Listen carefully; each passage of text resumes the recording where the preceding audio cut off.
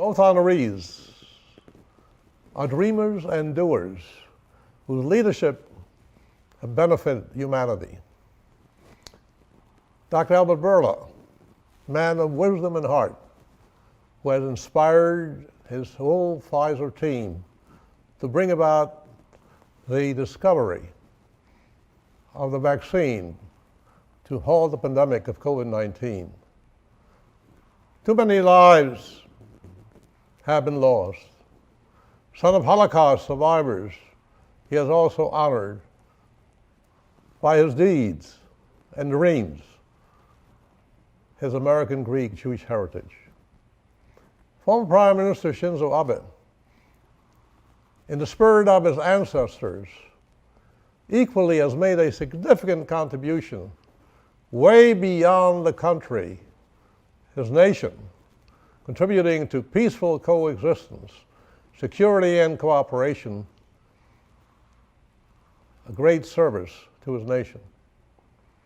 Emerging from the Holocaust with a new lease of life in the United States, the land of freedom, I committed to hear the cry of the oppressed, and in 1965 formed a coalition of religious and business leaders supported by government allies, united as the Appeal of Conscience Foundation, to address the wrongs of war, working on behalf of religious freedom and human rights, strengthening people-to-people relations between nations.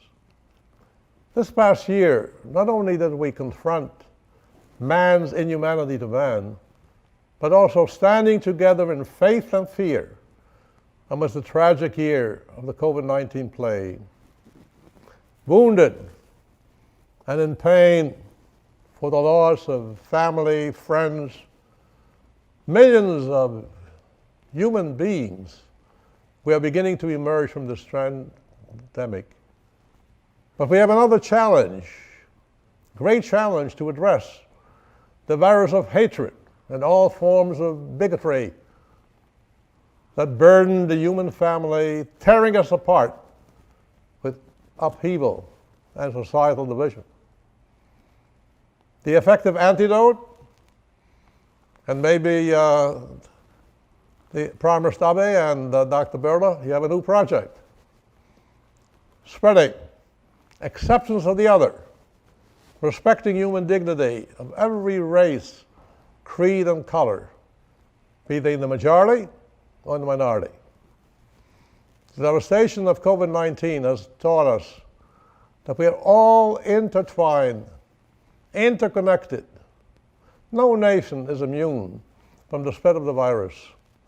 Hatred and bigotry, heightened by applied technology and social media, are equally transmittable. United action, mobilizing all sectors of society, can help us to overcome both the threat from future pandemics and the hatred that divides us. A good example, pharmaceutical companies, many of them competitors, have pulled together in joint research and collaboration that has hastened an end to our plague and are now working together to prevent future pandemics. As I said many times, united we prevail, and divided we fail. We will be celebrating the spring festivals of cherry blossom, festival of Passover, freedom, Easter, festival of renewal and rebirth. Unlike a year ago under lockdown, death, and despair, today a wounded and divided humanity with faith and hope looks toward the future of building a better world of peace, security, and well-being. Let me start by congratulating my fellow honoree, Prime Minister Abe, who has long been a champion of democracy, human rights, and the rule of law. Mr. Prime Minister, it is an honor to share this virtual stage with you. I also want to acknowledge the men who founded the Appeal of Conscience Foundation, Rabbi, Arthur Schneier. What the Rabbi has built is much more than a foundation. It is model for how human beings should treat one another. It is a living testament to the power of love. And it is a power force for good in our world. That's why when the Rabbi personally informed me that the Appeal of Conscience Foundation wanted to honor me with this year's Appeal of Conscience Award, I was deeply touched, greatly humbled, and I remember a little bit speechless. Once I got past the initial shock and I reflected, three things came to mind that made this honor extremely special and personal to me. The first was the amazing parallel between the Rabbi's life and the lives of my parents, Moise and Sarah Bourla. Like Rabbi Schneier, my parents were Holocaust survivors. But even more important, like the Rabbi, my parents chose to turn their experience into something positive. Many Holocaust survivors never spoke to their children of the horrors they endured because recounting those horrors was too painful. But my parents talked to me and my sister about it all the time. And when they did, they never spoke of anger or revenge. They didn't teach us to hate those who did this to us, to our family and our friends. Instead, they spoke about how lucky they were to be alive, reminded us to celebrate life, and taught us to carry that joy forward by treating others with love and respect. Their experience, their words, and the way they lived their lives had a great impact on me. They helped shape my worldview. And they are why the Appeal of Conscience Foundation's mantra of building peaceful coexistence and respecting others rings so true with me. アピール・オブ・コンシェンス財団が進めてこられた宗教の自由、人権、そして平和的な共存の実現のための活動は普遍的価値を広げていく取り組みと気を一にするものです。ご自身もホロコーストを経験しながら相互需要と互いに対する尊敬、平和と宗教間の協力を促進し、少数者を守るための取り組みを進めてこられたシュナイヤー代表にこれから敬意を表します。私自身、イスラエルでヤドバシェムを訪問した際に、ハショア、レオラム、ローオッドと誓い、差別と戦争のない世界の実現に向け取り組む決意を新たにしたことを今でも鮮明に覚えています。シュナイヤー代表とアピール・オブ・コンシェンス財団が半世紀以上にわたって体現されてきた自分も生き、他も生かすの精神は日本の先人たちにも見つけることができます。ポーランドからリトアニアに逃げてきたユダヤ人たちに命のビザを発注した杉原千畝の話は広く知られています。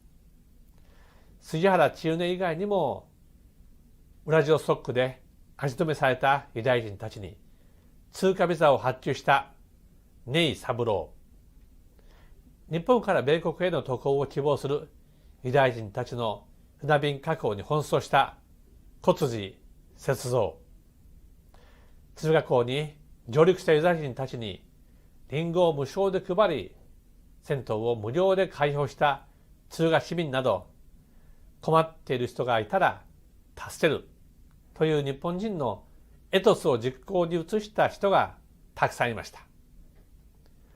一人の命を救うことは全世界を救うに等しい。今回この名誉ある賞をいただくことで世界に普遍的価値を広げ、その平和と繁栄を実現すべく引き続き貢献していくことが重要であるとの決意を新たにしました。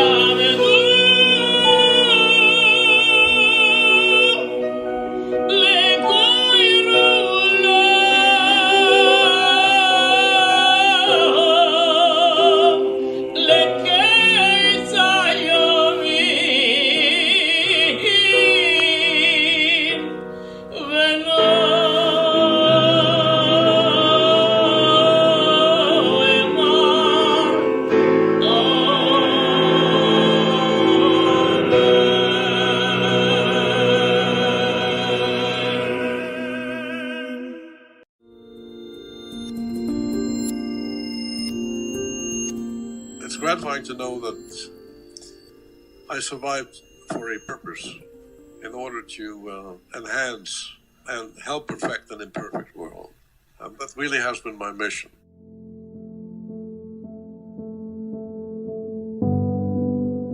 Welcome to In Their Words, Surviving the Holocaust, Finding Hope, a podcast preserving the testimonies of those who survived the atrocities committed by the Nazis and their racist collaborators in the 1930s and 1940s, and who shared their stories at United Nations Holocaust commemorative events around the world, reminding us of the human cost of hate and our responsibility to fight injustice. Some survivors have agreed to join us for an in-depth conversation. This is the story of Rabbi Arthur Schneier. Rabbi Schneier still remembers the evening his childhood synagogue was engulfed by flames, just a young boy when Nazi Germany invaded his native Austria. The destruction of his house of worship was part of the November pogrom, or the Night of Broken Glass, in November of 1938. The Nazi state-organized demolition and plundering of Jewish homes and businesses signaled an escalation of cruel treatment toward Jews in Europe. For Rabbi Schneier, the incident is a stinging reminder of the consequences of hate left unchecked. He has committed his life to keep that history from being repeated. At 9 years old, Rabbi Schneier and his mother fled to Hungary the following year and lived through the Nazi occupation in Budapest, during which he had several close encounters with death, but managed to escape them all. Now approaching his 91st birthday, Rabbi Schneier has spent more than 60 years in leadership on behalf of religious freedom, coexistence, and human rights, largely through the Appeal of Conscience Foundation, the interfaith coalition of which he is founder and president, in addition to his day-to-day obligations as senior rabbi at New York City's historic Park East Synagogue. For his decades of commitment to promoting peace, he has been the recipient of numerous awards and recognitions, including high honors from 10 countries, 11 honorary doctorates, and was conferred papal knighthood. He tells us how his experience as a Holocaust survivor sparked a lifetime of work toward overcoming societal division and hatred. I'm Rabbi Arthur Schneier, born March 20, 1930 in Vienna, Austria, and arrived in New York City on May 8th, 1947. If you could briefly describe your childhood in Vienna before the war, what was that like? I was the only child and unfortunately lost my dad at the age of 6. He died in 1936, so my mother brought me up. I attended school in Vienna. Mm-hmm. And had many non-Jewish friends who came to my home, and we played soccer together. We went to the movies together, celebrated various holidays, and then after the Nazis took over, I became a pariah, and not because the friends of mine had any animosity. They were taught by their parents, do not have anything to do with this Jew. Mm-hmm. And that's why I always say, children are not born with hatred. They're taught how to hate. Mm-hmm. Absolutely. What sort of anti-Semitic measures do you remember affecting you as a child? Well, first of all, if I wanted to buy ice cream in an ice cream parlor, Jews and dogs were not wanted. I could not wear my lederhosen because I was Jewish. The dehumanization of that really started with the attack on Jewish stores, with keeping Jews out of schools, universities. But above all, I had to give up my place in public school, which was in my neighborhood, because we were assigned to a school reserved only for Jews. Mm-hmm. And I had to walk all the way to the first district in order to attend classes, mm-hmm. and then worry about being beaten up by the Hitlerjugend on my way home. So what I did, I would always try to make sure that I would walk near an adult in order to prevent an onslaught. Also, no attendance at soccer games, movies, just being excluded. The greatest impact was really Kristallnacht. How do you remember Kristallnacht, the November pogrom? I remember this was Thursday night. During the night, plundering of Jewish apartments, the beating up of Jews, pulling many of the men out for further deportations to Dachau, the concentration camp. And then the next day, on Friday, on my way to school, passing by my synagogue, saw the firemen and policemen rejoicing at the burning of the synagogue, my synagogue, only concerned about the saving the neighboring buildings.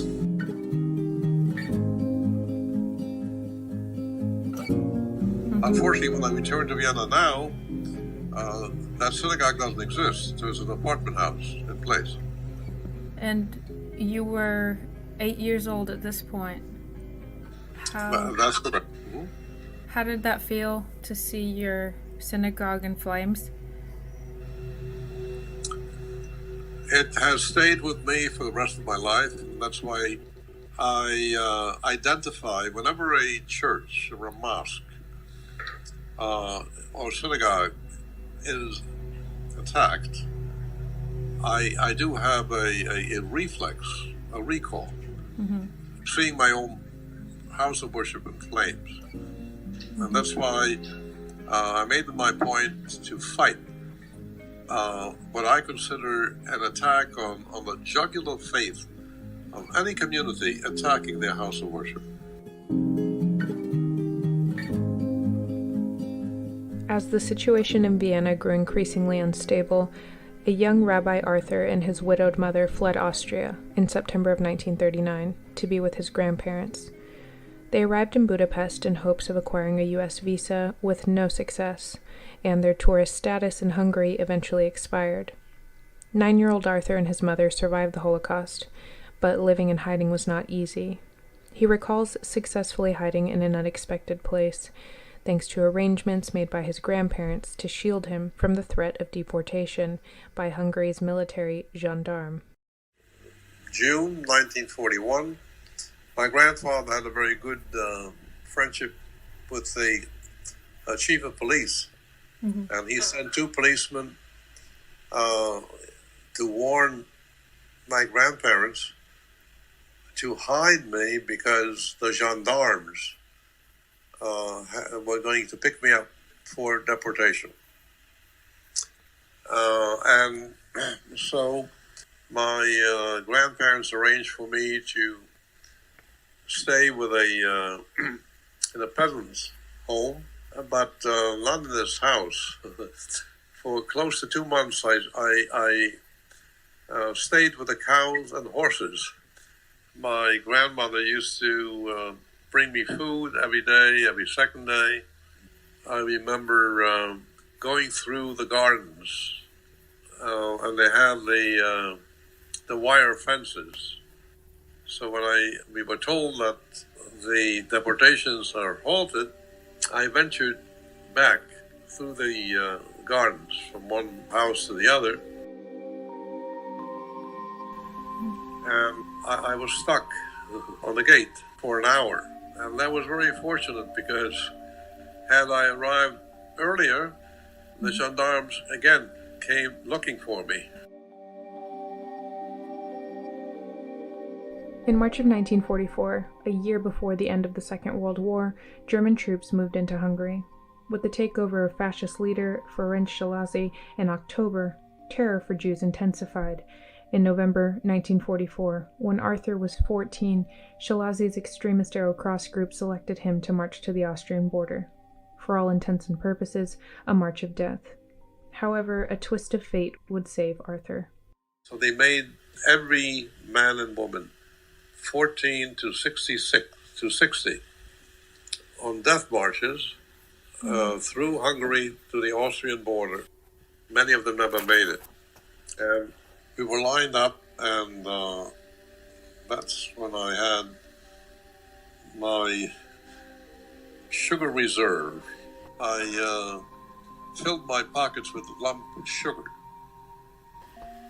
And one of the young fascists, Hungarian,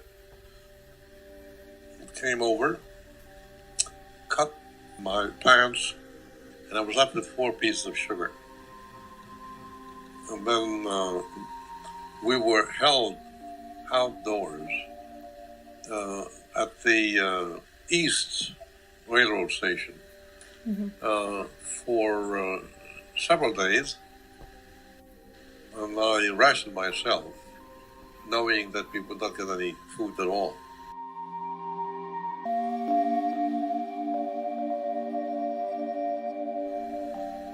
Then a miracle happened. The Hungarian Szálasi government wanted recognition by the Vatican, Sweden, Switzerland. They made an agreement that they will establish diplomatic relations provided that they would have some safety houses, and all those who got the safety pass would be able to be in those places.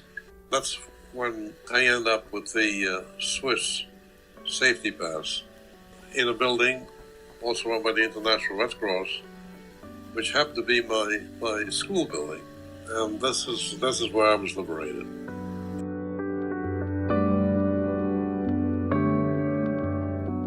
Rabbi Schneier was liberated in 1945 by Russian troops. He went on to finish high school in Vienna and arrived in New York City 2 years later, where he enrolled at Yeshiva University and began the educational journey that would lead him toward his peace-seeking path. Rabbi Schneier did not take his survival for granted, but rather his witness to the dangers of hate and disregard for human life ignited a sense of responsibility in the fight for religious protection and civic and societal peace. Over the decades, he has convened meetings to bring relief to the suffering around the globe, from seeking religious freedom in Cuba to advocating for the release of victims from the clandestine detention centers of Argentina's infamous Dirty War. Rabbi Schneier says the worrying trend of rising global anti-Semitism and general hostility will be overcome, but it will require a unified effort. That's why I made it a point in lobbying successfully through the Appeal of Conscience Foundation, a protection of religious sites resolution in 2001, which was adopted by the United Nations. In 2005, the United Nations adopted International Holocaust Remembrance Day, January 27, which was really the liberation of Auschwitz, which, by the way, is a graveyard of my grandparents and most of my family. I want to visit a synagogue, a cemetery, I go to Auschwitz. So that was a very important decision in terms of reminding the world of the potential of evil. And Holocaust survivors, and there are very few of us, we're a diminishing tribe. We're the eyewitnesses. We saw the man's capacity to do evil. You hate Jews, that's only the beginning. You can be certain that will be followed by racism, followed by Islamophobia, Christianophobia. It's an experience that has to be encountered in order to understand how first dehumanization of a group of people can lead not only to the burning of houses of worship, but also to the burning of human beings. Seeing rising anti-Semitism and intolerance, are you optimistic about how future generations will handle this? I firmly believe that every conflict comes to an end. The problem that we have today, we are in the midst of a societal upheaval, all kinds of technological changes. Whenever you have a a crisis, societal changes, economic hardship, any kind of upheaval, and whenever you have extremes taking the place of the center, then that is a fertile ground for hatred, any type of bigotry. So I think we shall overcome this one too, but unless we take united action, united against anti-Semitism, united against Christianophobia, united against racism, united, my favorite saying, united we prevail. If we're not united, we fail. Certainly. And on that topic of unison and operating as a collective, you've succeeded in many civic and religious engagement efforts to bring relief to those suffering. What is the key from your perspective to communicating with those that are perhaps across the proverbial table? First, you have to establish trust in one another. And that happens based on personal contact and dialogue and diplomacy. And that has really been my key. What you have to do is show the other side to search for a common ground that is beneficial to both. So yes, there is time for change, but you have to work at it.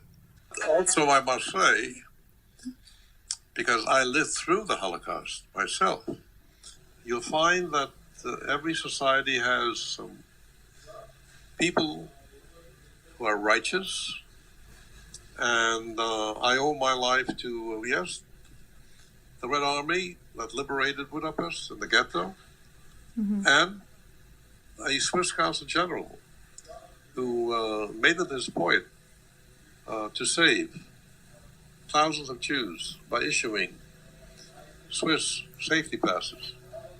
That's why it's so important that we recognize those, and there were many, many people who show their humanity by welcoming their neighbors. And then you had others who were ready to deliver their neighbors and just take over all their possessions by handing them over to the henchmen. And I think that's a very important lesson, particularly for the younger generations. Join the League of the Righteous, not those who are trying to undermine civility and humanity. I've personally made a pledge, thanking God every day for having survived, paying back by my work, interreligious cooperation, peace-seeking, not tolerance. I don't like the word tolerance. Tolerated means you're superior, and the one you tolerate is second-class citizen. I use the term mutual acceptance and respect. Love your neighbor as yourself. Can I ask you why you chose to become a rabbi? That's a very good question. My grandfather, Rabbi Moses Bergman, was a very, very prominent rabbi in Hungary. And when my mother and I fled to Hungary, he became my second father. Tall, blue eyes, scholarly, highly respected. My grandfather was really a victim in the crematoria of Auschwitz. I said, whatever I will do in life, I will study in his memory to be ordained as a rabbi. Had I remained in Vienna, I doubt whether this would have been the case. My ambition was to become a psychiatrist. And then the president of Yeshiva University said to me, you're going to treat 30 patients as a psychiatrist, maximum 40. You have a potential to be a leader. Before I had my ordination, 6 months before, he just assigned me to fill a pulpit in Flatbush, Brooklyn. And the rest of the story is I practice psychology and psychiatry on the international scene. After After more than half a century of commitment to peace building, Rabbi Schneier, also known as a rabbi/diplomat, says his agenda is busier than ever. He expresses an immense gratitude for his survival and says the international recognition he has amassed over the years is confirmation he continues to fulfill his purpose in serving his community and the world. I just celebrated my 90th birthday. Actually, it was March 12th last year. Mm-hmm. And the celebration took place at the United Nations headquarters. And this was just at the outbreak of the pandemic. Mm. I received messages from the President of the United States, Pope Benedict, Pope Francis, the Ecumenical Patriarch, all the people I've had dealings with over the years.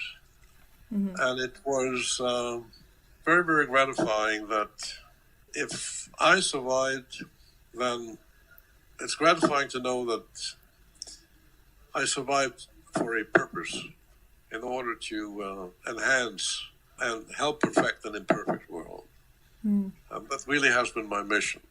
I'm grateful every day that I'm still, thank God, active, busier than ever before, and also trying to not only do my own share, but transmitting the challenge, which, again, I think is so reassuring that after we're gone, the witnesses to the Holocaust, that horrible tragedy, there is not only the Jewish community, but you have the United Nations outreach program that will continue to keep that flame alive. A question I posed to Secretary General at last year's International Holocaust Remembrance Service. I'm always concerned. My synagogue was filled with Holocaust survivors, sometimes 3 or 4 rows. Today, there's only 1 row left. What is going to happen after we're gone? With Holocaust denial and all kinds of conspiracy theories, who is going to remember? And the Secretary General said, we will remember. And that's very reassuring. Rabbi Schneier, thank you very much. Thank you. Thank All the you. best to you. Bye-bye. Bye-bye. Rabbi Arthur Schneier, Holocaust survivor and international leader in religious freedom and coexistence. This has been, in their words, Surviving the Holocaust, Finding Hope, a podcast by the United Nations Holocaust Outreach Program. To find out more about the organization's Holocaust Remembrance and Educational Program and how you can participate, visit www.un.org/en/Holocaust Remembrance. I'm Natalie Hutchison. Thanks for listening.